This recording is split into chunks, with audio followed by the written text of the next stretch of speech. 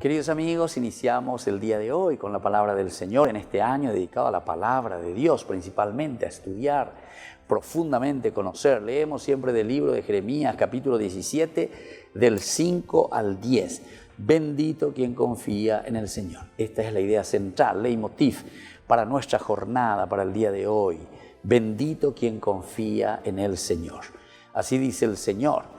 Bendito quien confía en el Señor y busca en el apoyo. Será un árbol plantado junto al agua, arraigado junto a la corriente. Cuando llegue el calor no temerá, su follaje seguirá verde. En año de sequía no se asusta, no deja de dar fruto. Queridos amigos, esta es la propuesta del Señor en este tiempo de Cuaresma. Ñañembo yami veñan de Yara el quere lleva, veñan de Yara es la fuente, es el agua. Te compara con este árbol que nunca sufre la sequía. Es Dios. Nada veñan de Yara, o siri veñan de Recobebe, lleva veñan de Yara, o siri veñan de Aputu Ube, veñan de Yara, o siri veñan de Ñame, ñan de Yara, hoy meñan de Dive, lleva. Y desde ahí entonces nosotros podemos estar siempre bebiendo de la fuente. Esa es la palabra de Dios en este año tan lindo, en este año que los obispos nos invitan, ¿verdad?, a reflexionar desde la palabra de Dios, desde el centro.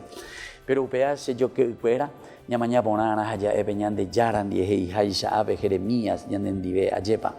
Bendito el que confía en el Señor. También nosotros, Señor, confiamos en ti, por eso nos acercamos a ti. Queremos ser como ese árbol plantado cerca de ese arroyito, ese arroyuelo que nos da siempre tu palabra, que nos da siempre tu mensaje, que nos da siempre, Señor, vida. Ayúdanos que este día sea un día bendecido y por eso también nosotros podamos bendecirte, pero porque entendemos muy bien que el camino de la santidad, el camino de la felicidad de Isubea está cuando nos acercamos a ti.